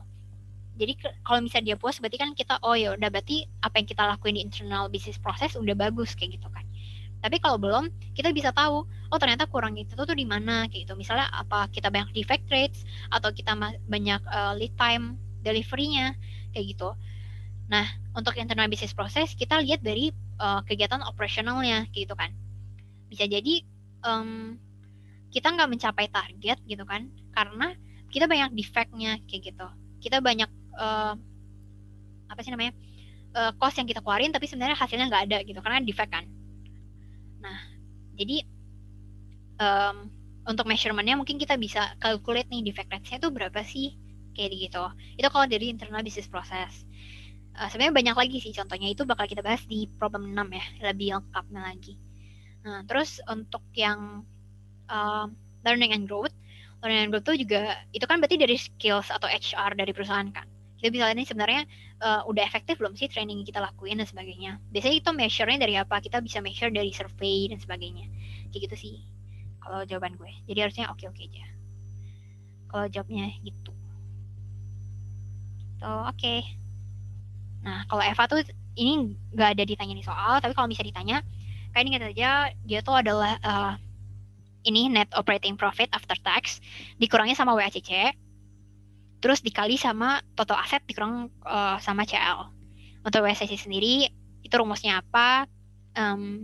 Apa sih, cost of equity dikali sama equity per V ya, per V, terus ditambah sama cost of debt dikali sama debt per V, terus dikali lagi sama 1 min tax-nya berapa kayak gitu.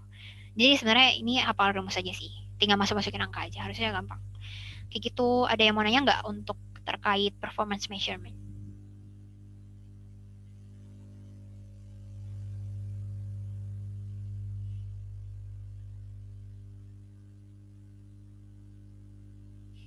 Oke, kalau nggak ada yang mau nanya, gue lanjut yang ke nomor terakhir ya. Oke, ini jadi ada balance scorecard. Ini sebenarnya sama kayak yang ini penjelasan tadi. Jadi terbagi jadi 4. Ada financial, ada internal business process, ada learning and growth, sama customer. Ya. Di sini biasanya itu kalau misal terkait balance scorecard, kita tuh cuma disuruh ini aja, kayak cocok-cocokin aja. Sebenarnya kalau financial tuh dia berhubungan sama apa sih strategic objektifnya. Nah, terus gimana cara measure kalau objektif yang kita tentuin di awal itu udah tercapai kayak gitu. Nah, oke, kita lihat aja ya. Kalau di sini perspektifnya ada 4 kan. Nah, strategic objektifnya itu ada sampai bawah nih. Ada tuh 2, 3, 4, 5, 6, 7, 8, 9. Ini nanti kita bakalan kelompokin ke masing-masing ini perspektif. Jadi satu perspektif bisa punya beberapa strategic objektif tergantung perusahaannya. Performance measure juga kayak gitu, dan biasanya dia juga lebih banyak nih dari strategic objektifnya. Kayak gitu.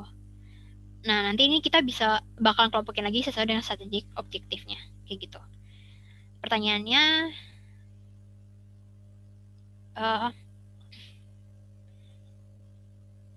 ya kita untuk cocok-cocokin aja yang sesuai ke performance measure, ke strategic objektif, dan ke perspektifnya. Oke, kita lanjut ke nomor 6 ya. Oke, jadi di sini kalau financial, menurut kalian kalau strategic objektifnya apa? Yang ada di sini.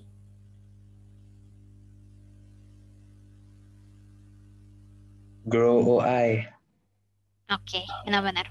Ya, jadi grow operating income ya. Kenapa? Karena jawabannya mudah banget. Ini financial tuh semuanya yang berhubungan dengan keuangan gitu. Jadi pendapatan atau misalnya shareholder value, nilai shareholder itu. Biasanya 2 itu sih, operating income dan shareholder value.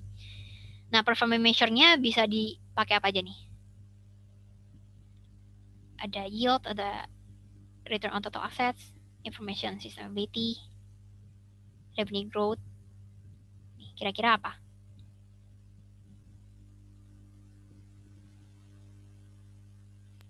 Revenue, Kak. Revenue growth ya, berarti. Oke, Ya. benar. Ya, itu baru 1. Jadi sebenarnya dia ada beberapa. Makanya kalian tuh harus teliti juga sih di sini. Karena dia nggak akan kasih tahu nih kalian performance measure untuk 1 strategy objektif itu berapa, kayak gitu. Nah, jadi selain revenue growth ada lagi nih yang lain. Pokoknya nanti kan kalau di ujian, semua yang di sini tuh harus kalian kelompokin ya. Jadi nggak ada yang nggak dikelompokin gitu. Jadi semuanya tuh pasti ada kelompoknya. Makanya kalau misalnya kalian ternyata ada berlebih, itu berarti kalian ada yang salah. Kayak gitu sih. Jadi selain revenue growth tuh ada apa lagi nih? Market share nggak sih, Kak? Market share ya? Nggak. Market share tuh nggak termasuk financial. Kenapa? Karena oke, ini gue setel. Jadi market share itu termasuk customers. Kenapa? Karena market share itu kan berarti seberapa besar sih apa ya penjualan kita di pasar kayak gitu. Penjualan kita tuh dipengaruhi sama customers kan. Nah makanya semakin besar customer yang membeli dari kita, berarti market share kita semakin gede kayak gitu. Nah apa sih penyebab orang-orang mau beli produknya kita?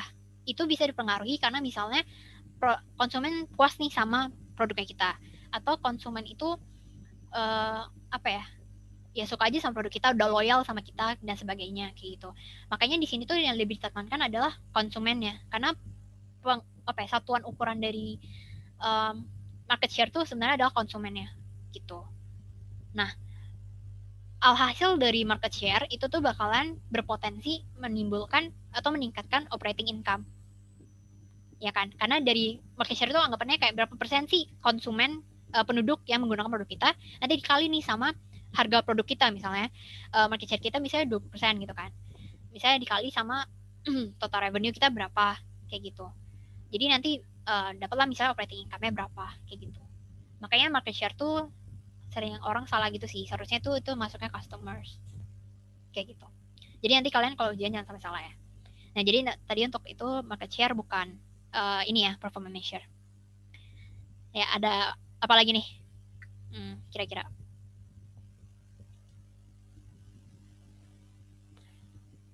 OI changes sama return ya Kak? Ya benar. Oke. Ini kan kalau OI changes karena gampang kan? Karena dia ada ini grow operating income. Makanya performance measure-nya ya udah kita bisa harus ukur nih kira-kira perubahan OI kita tuh berapa sih? Makanya itu termasuk performance measure. Kita mau tahu sebenarnya kita tuh bertambah nggak sih operating income kita? Kayak gitu. Nah, terus saya tadi benar return on total assets atau ROA. Itu yang gue bilang tadi sebenarnya return on equity, return on assets, ROI, semua itu tuh apa ya hubungannya ke financial kayak gitu. Jadi kalian kalau misalnya ada return ya udah langsung masukin aja ke financial, harusnya bener sih. Kayak gitu. Jadi udah ya. Untuk financial udah clear nih. Jadi cuma satu ternyata saja objektif dia. Tapi ini nggak pasti ya dan nggak mutlak juga. Nanti di soal lain kalian mungkin gak dapet persis kata-katanya kayak gini gitu. Tapi intinya sebenarnya sama aja. Kayak misalnya financial berarti berhubungan dengan keuangan. Kalau nggak operating income, shareholder value. Itu yang selalu keluar sih. Nah, kalau customers, itu pasti yang tadi gue bilang, kayak misalnya market share, atau misalnya customer satisfaction, kayak gitu. Terus, kalau internal business process, itu tuh, apa ya, operasional kita tuh kayak gimana sih di dalam perusahaan? Udah efektif atau belum? Udah bisa menambahkan edit value nggak ke produknya? Kayak gitu. Itu internal business ini ya, proses. Nah, terakhir learning and growth, itu kaining aja HR. Jadi yang berhubungan dengan employee, yang berhubungan dengan training, workshop, dan sebagainya itu pasti masuknya ke internal business process. Ke learning and growth. Itu pokoknya ini gampang banget sih. Karena dengan anggapannya dengan HR yang bagus, SDM yang bagus di perusahaan, itu bakalan meningkatkan internal business prosesnya dia, kayak gitu. Jadi mungkin aja kita operasional jadi bisa lebih efektif kan, karena misalnya workersnya udah pada skill semua, kayak gitu. Jadi semuanya ini berkaitan gitu sih. Jadi kalau kalian tahu intinya, harusnya kalian bisa jawab, kayak gitu. Oke, sekarang next aja ke customer. Jadi yang udah masuk ke sini nggak akan masuk lagi ke yang lain ya. Kalau customer kira-kira apa? Sesuai dengan penjelasan gue tadi, kira-kira.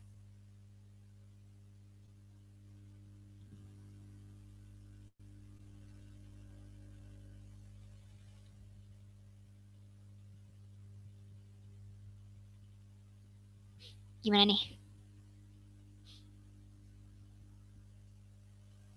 Customer satisfaction, Kak. Oke, benar. Increase customer satisfaction. Oke, satu lagi apa? Ini yang tadi gue udah jelasin juga. increase market share ya Kak? Ya, benar. Oke, jadi market share tuh jangan sampai salah ya guys. Itu pasti masuknya customers.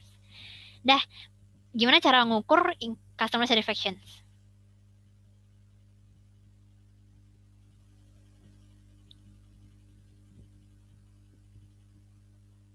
Survey, Kak.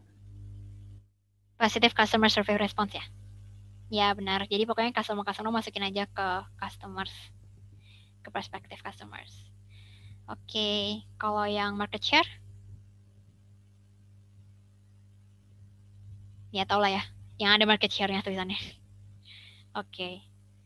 Oke, next aja langsung ke internal business process.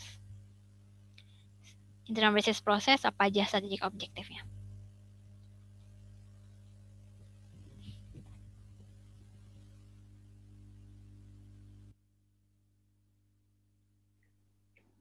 Employee productivity ya Kak? Employee productivity.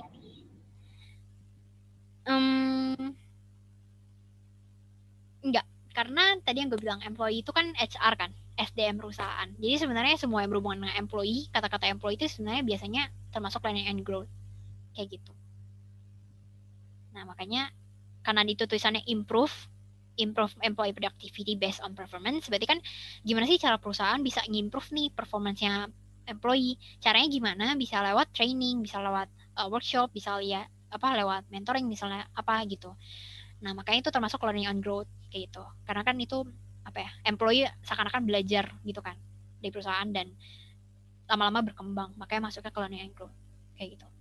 Information system gimana Kak yang enhance? Oke.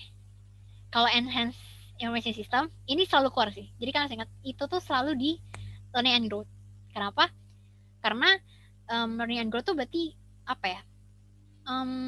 kalian tuh mau growth up sih, mengembangkan gitu semua yang bakalan berpengaruh ke kegiatan operasional kalian kayak gitu.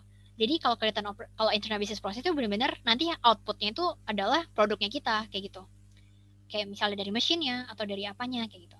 Tapi kalau information system itu adalah di sini kita mau enhance nih information system kita, gunanya apa? Biar bisa lebih digunain sama employee, bisa dapat insight-nya lebih gitu kan, dan bisa meningkatkan atau mengembangkan bisnis, kegiatan internal bisnis gitu. Nah, makanya itu termasuk learning growth. Nah, mungkin itu aja kita udah masukin ke learning growth ya, dua itu. Ya, dua itu masuk ke learning growth. Nah, berarti apa nih yang masuk internal business process?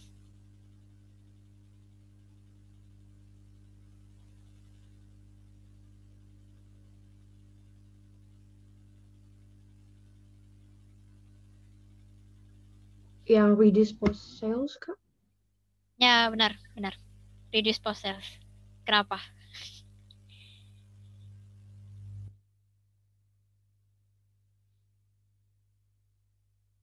Ya, benar kok itu.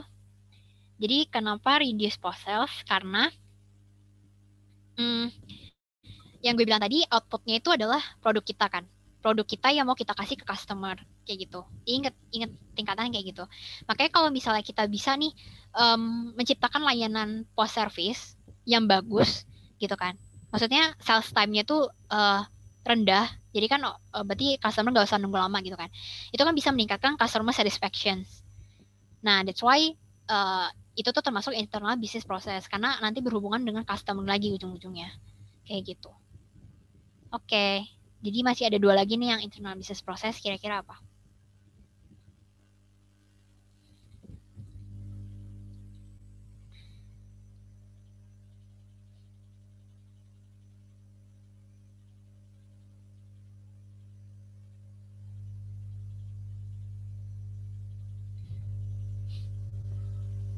Gimana?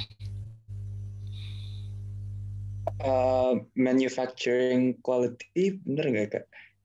Ya, benar. Okay. Ya, pokoknya intinya karena itu produk, jadi semua yang, kalau kalian ada lihat manufacturing, itu tuh pasti ke internal business process. Kalian ada ngelihat employee atau skills atau dan sebagainya itu masuk ke learning and growth, kayak gitu. Kayak ada lihat kayak service dan sebagainya, defect rates yang tadi gue bilang, itu tuh semua termasuk ke internal business process. Karena ujung-ujungnya itu outputnya adalah produk yang kita jual dan itu yang nerima bakal customer. Gitu aja sih sebenarnya intinya. Oke, jadi benar ya tadi manufacturing quality.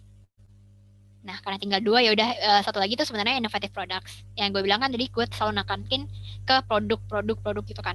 Jadi semua yang berhubungan produk itu tuh bakal masuk internal business process kayak gitu. Nah, satu lagi yang belum kalian identifikasi tadi adalah develop process skills. Nah, tadi gue juga bilang kalau misalnya berhubungan skills, employee dan sebagainya itu pasti learning and growth. Kayak gitu aja sih, sebenarnya ada kata kunci gitu di masing-masing saja objektifnya. Gitu. Kalau di sini sebenarnya itu masih gampang ya. Yang agak bingung itu sebenarnya di performance measure. Karena kadang kalian bingung aja itu tuh sebenarnya apa sih? Terus kayak gimana ya cara untuk ini. Nah, makanya di sini mau ngetes lagi nih. Improve manufacturing quality. Berarti apa nih? Performance measure-nya.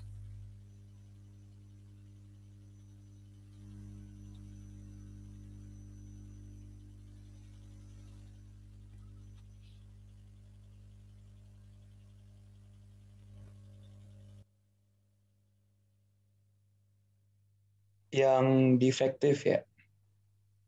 Time taken to replace. Defective. Di mana sih defect? Kok nggak ngeliat? Yang time taken, sorry Kak. Oh, oke.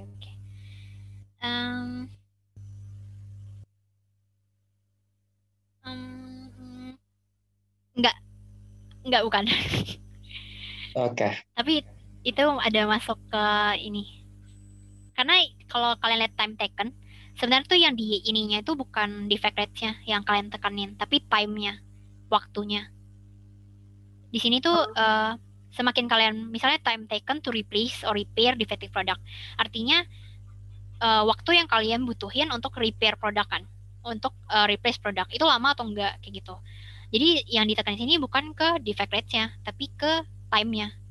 Nah, makanya itu bakalan nanti berhubungan dengan yang adanya time itu. Nah, kalau kalian tahu yang di subject objektifnya yang ada time-nya apa? Yang reduce post sales ya, Kak? Ya, benar. Itu. Nah, itu termasuk ke ini. Jadi kan karena kalau misalnya rendah nih time yang dibutuhin perusahaan, mungkin konsumen yang protes kayak misalnya kenapa nih produk gue kok defect kayak gitu kan. Biasanya kan orang retur kan. Nah, balikin lagi nih ke perusahaan. Nah, berapa lama sih mereka bakal replace produk itu? Misalnya gue kirim retur kemarin, ternyata besoknya udah sampai gitu kan. Nah, itu kan seakan-akan kayak ini nih, post sales service. Jadi perusahaan itu ada kasih layanan setelah pembelian ke gue kayak gitu. Dan gue ujungnya apa? Kalau misalnya semakin singkat waktunya, gue makin puas dong. Kayak, oh ya udah berarti lo bertanggung jawab gitu kan. Nanti customer gue akan increase customer satisfaction-nya gitulah istilahnya. Nah, makanya itu. Nah, tapi di sini mungkin nggak ada defect rate ya. Tapi kalau misalnya yang diomongin bukan time taken, defect rate itu benar. Jadi defect rate bisa masuk ke sini biasanya. Kayak gitu. Nah, jadi karena di sini nggak ada, nggak bisa masukin ke sini. Kayak gitu. Nah, jadi apa nih yang masuk ke in manufacturing quality?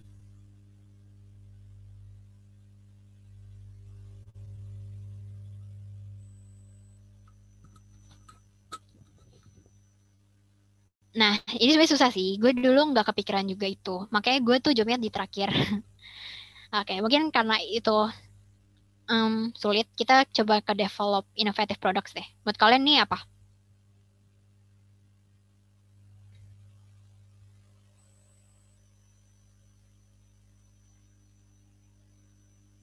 Yang mana Kak? Sorry. Develop innovative products. Yang new... bentar. Maaf Kak, aku lihat lagi ya. Iya. Oke. Itu di chat ada yang tulis Kak. Boleh baca nggak? Gue nggak bisa ngeliat. Oke. Katanya new product development time. Iya, benar. Ini gampang aja sih. Sebenarnya karena katanya sama kan. Di sini kan kayak gue mau mendevelop innovative products. Terus gimana sih caranya biar lo measure sebenarnya lo tuh udah develop produk lo atau belum sih? Ya udah dari development lo, new product lu kayak gitu. Di sini time kenapa? Karena lu waktu yang lu butuhkan untuk develop produk. Semakin lu cepat mendevelop produk lu, berarti kan semakin banyak inovatif produk yang lu ciptain kan. Kayak gitu. Jadi itu termasuk ke performance measure. Kayak gitu. Oke, sekarang develop process skills. 3 lagi nih guys, 4. Ayo. Jadi yang belum apa aja? Ada yield, ada information system ability, ada percentage of employee, ada percentage of compensation, sama enhance information system capabilities. Kira-kira yang cocok sama develop process skills apa?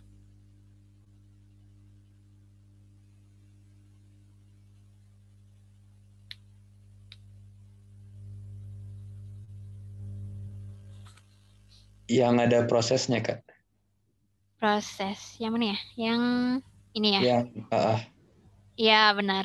Tapi sebenarnya bukan benar sih prosesnya, tapi mungkin lebih ke train kali ya. Jadi semua yang berhubungan dengan skills itu tuh kalian bakalan ujung-ujungnya bakalan ke training, ke workshop gitu-gitu loh. Jadi kayak yaudah develop process skills tuh pasti training, karena kan menumbuhkan skillsnya mereka kan, employee kayak gitu. Oke, tinggal 2 lagi. Ini udah ketebak sih harusnya yang 2 ini, karena udah kelihatan di kata-katanya. Ya kan? Iya. Oke, apa nih berarti? Yang productivity, yang information system. Productivity yang mana ya? Sorry, bukan yang itu. Tadi Lata cuma dari katanya doang, nggak, sorry. Cuman yang information system capabilities yang sama. Oke, ini benar karena ya udah sama gitu kan. Ini biasanya selalu keluar sih, jadi ingat ya, ini dengan growth ya guys, jangan sampai salah. Nah yang ini, yaudah ini karena tinggal 2. Jadi sebenarnya kalau improve employee productivity based on performance, berarti gimana ya cara kita biar bisa ningkatin performance mereka. Nah biasanya tuh kalau misalnya kita lihat dari performance measure, itu tuh ada nih percentage of compensation based on individual and team incentive. Jadi orang kan kalau misalnya semakin tinggi insentifnya atau semakin besar kompensasinya, mereka bakalan cenderung ini kan kerja lebih giat gitu kan. Jadi performance mereka tuh makin lama makin tinggi gitu. Jadi ya gitu sih di sini. Tapi ini bukan mutlak jawaban gitu ya guys. Tapi untuk kasus ini jawabannya compensation ini. Oke, last banget. Berarti tinggal yang yield tadi. Ini gue juga dulu jawabnya terakhir banget. Ya, ini tuh karena gue bingung yield itu apa sebenarnya. Nah, tapi setelah gue cek ternyata yield itu adalah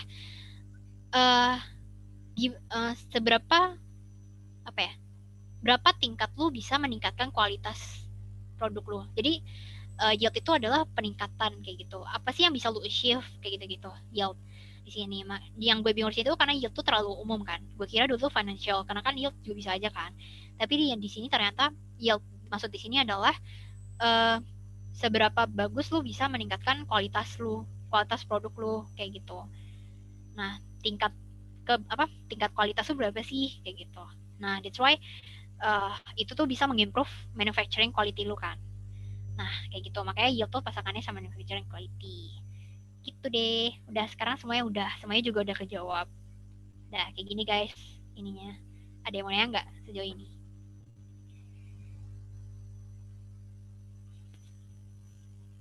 Aman kok, jadi ini cuma mix match doang ya berarti? Ya, benar. Rata-rata sih kayak gitu. Tapi makanya gue takutnya kalau di UAS itu tuh kadang nggak keluarin kayak gini doang. Karena kan ini lumayan gampang kan, cuma mix and match. Makanya biasanya itu digabungin sama yang kayak tadi, kayak ROI, EVA, RI, kayak gitu. Kemarin sih di soal UAS gue nggak ada ininya ya, karena soalnya cuma 4. Gue nggak tahu sih kalau tahun ini kalian gimana.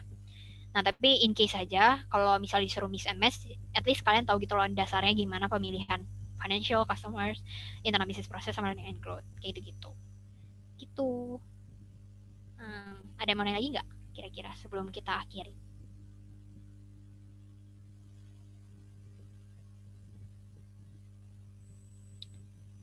Oke, kalau nggak ada yang mau nanya, berarti kita sudahin aja. Sebenarnya materinya ini aja, 6 itu. Kalau menurut gue ini lumayan gampang sih, maksudnya kalian nggak harus kayak hafal mutlak gitu, tapi misalnya nalarnya jalan ya udah, karena ini rata-rata logika gitu kan. Jadi at least kalau misalnya kalian ngerti maksud soalnya apa, harusnya bisa jawab sih. Dan mungkin tipsnya biar kalian teliti kerjainnya, karena angka-angkanya tuh suka belibet. Kalau sistem kalian, gue nggak tahu gimana, tapi kalau misalnya soal kalian tuh pasti beda-beda kayak gitu. Bukan tipe soalnya misalnya, tapi angkanya pasti beda. Jadi jangan kayak takutnya kan kalian bilang soalnya sama gitu kan, terus kalian misalnya kerjanya ternyata angkanya salah gitu kan, sayang banget kan. Jadi kayak teliti aja. Terus kalau misalkan ada yang mau nanya ke gue lagi, boleh banget abis ini line gue aja, bisa minta nomornya ke siapa yang punya gue tadi ya, itulah orang Aisnya, ke Alea sama Miranda ya, bener gak? Ya itu, sana ke gue. Udah itu aja sih. Sorry ya kalau misalnya gue jawab misalnya jelasinnya kecepatan atau misalnya kalian kurang ngerti kayak gitu. Oke, udah sih gitu aja. Mungkin gue stop share ya.